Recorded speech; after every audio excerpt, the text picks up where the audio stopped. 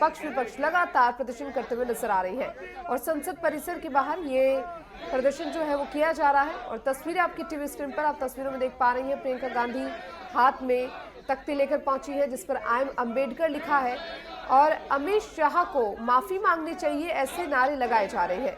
दूसरी ओर एनडीए सांसदों का प्रदर्शन जारी है क्योंकि धक्का मुक्की का जो पूरा मामला है उसमें बीजेपी सांसद प्रताप सारंगी चोटिल हो गए थे और उसके बाद राहुल गांधी के खिलाफ ये प्रदर्शन किया जा रहा है।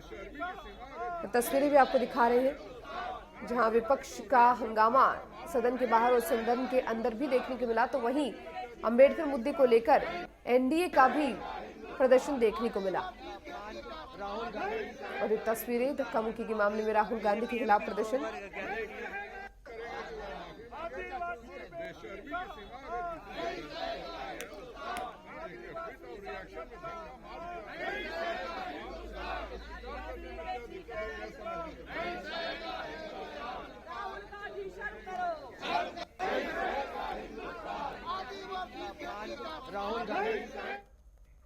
और चलिए इसी मुद्दे पर ज्यादा बातचीत के लिए हमारे साथ बीजेपी प्रवक्ता अवधेश उपाध्याय जुड़ चुके हैं, उनका जरा रुख करते हैं।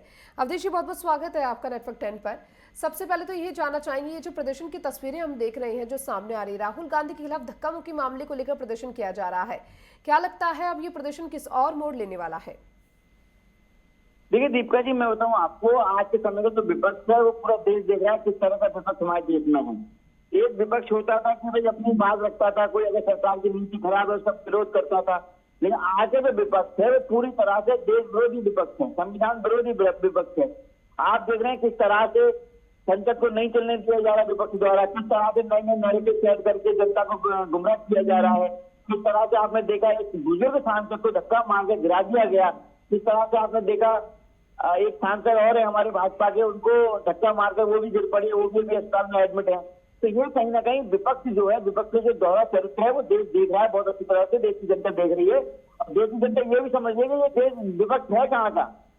ये जो विपक्ष आज के समय में ये काम कर रहा है ये किसके कहने पर किया जा रहा है? भाई कौन है ऐसे जो देश को तोड़ने की कोशिश कर रहा है, जो देश की जनता को गुमराह करने का काम कर रहा है, जो देश की संविधान की धज्जियां उड़ाने का काम कर रहा है। लेकिन अवधेश जी हो चुका है। अवधेश जी, दूसरी ओर विपक्ष भी लगातार प्रदर्शन करता हुआ नजर आ रहा है, हाथों में आई एम अम्बेडकर की तख्तियां लेकर पहुंच रहे हैं, अमित शाह माफी मांगू की भी लगातार नारे लगाए जा रहे हैं। दीपा जी, मैं बताऊं आपको, देखिए जी, अम्बेडकर साहब जो है हमारे संविधान के निर्माता है, उनका सम्मान भारतीय जनता पार्टी ने जितना किया है उतना किसी ने नहीं किया। आप आंकड़े उठा के देख लीजिए, जहां अम्बेडकर साहब का जन्म हुआ, जहां उनकी मृत्यु हुई, जहां उन्होंने पढ़ाई लिखाई की, उन सभी के लिए पंचतीर्थ का निर्माण किसने कराया? भारतीय जनता पार्टी ने, मोदी सरकार ने करवाया। बाबा साहब को जो भारत रत्न दिया गया वो किसने दिया? 1990 में जब भाजपा के सहयोगी दलों से मिलकर सरकार बनी थी, भाजपा उसमें थी, तब जाके भारत रत्न मिला बाबा साहेब को। कांग्रेस ने तो कभी नहीं सोचा। कांग्रेस ने तो हमेशा हमेशा बाबा साहेब के विचारों का, ठीक है, उनकी नीतियों का हमेशा विरोध किया। 1951 में बताऊं आपको, 1951 में बाबा साहेब कुछ ऐसे बिल लेकर आ रहे थे, ऐसे कानून लाने की कोशिश कर रहे थे देश हित में, जिससे देश का हित हो सके। उसमें हिंदू कोड बिल भी था, लेकिन उस समय 1951 में भी कांग्रेस ने सब विरोध किया, जिसके चलते अम्बेडकर साहब ने अपना इस्तीफा दे दिया था वहां को कानून मंत्री के पद से। तो ये कहीं ना कहीं, और कई ऐसी चीजें हैं, कभी मतलब आप देखें तो बहुत सारी चीजें का मैं बोलूंगा तो शायद समय कम पड़ जाएगा, लेकिन बातें कम नहीं होंगी। मैं यही कहना चाहूंगा, कांग्रेस ने हमेशा बाबा साहब का, उनके नीति का, उनके विचारों का हमेशा विरोध किया है। आज कांग्रेस जो है कुछ ना कुछ जो जनता को गुमराह करने के लिए ये कदम उठा रही है, लेकिन जनता बहुत अच्छी तरह से जानती है, अगर देश में किसी का गरीबों का हक मारा है किसी ने तो वो कांग्रेस पार्टी है, दलित शोषित वंचितों का हक किसी ने मारा है तो वो कांग्रेस पार्टी ने देश में मारा है। ये बहुत अच्छी तरह से जनता समझती है। लेकिन ये जो विरोध प्रदर्शन किया जा रहा है अवधेश जी, अवधेश जी, ये जो विरोध प्रदर्शन किया जा रहा है, क्या लगता है कब तक इसी तरीके से विरोध प्रदर्शन किया जाएगा? क्योंकि देखिए लगातार सदन के बाहर भी और सदन के अंदर भी हंगामा देखने को मिल रहा है, ऐसे में जो सदन की कार्रवाई है वो कहीं ना कहीं बाधित होती हुई नजर आ रही है। देखिए दीपिका जी, मैं वही कह रहा हूँ, संसद का एक दिन का जो है करोड़ों रुपए खर्चा, बिल्कुल वही, और कितना पैसा बर्बाद होता है। जी जी, जब मैं आपको बताऊं, देखिए संसद में यदि जनता आपको अपने प्रतिनिधि चुनकर भेज रही है तो आप जनता से मिलकर उठाइए ना। क्यों आप बवाल खड़ा करते हैं? क्यों संसद में चलने देते हो भाई? क्यों बवाल खड़ा करते हैं वहां पे?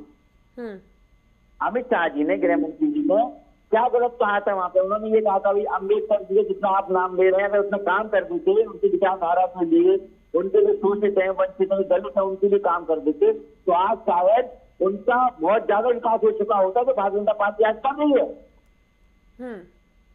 तो इसमें क्या गलत कह दिया? अब उन्होंने वो ये ना क्लिप काट के जो है इनकी आदत बन चुकी है।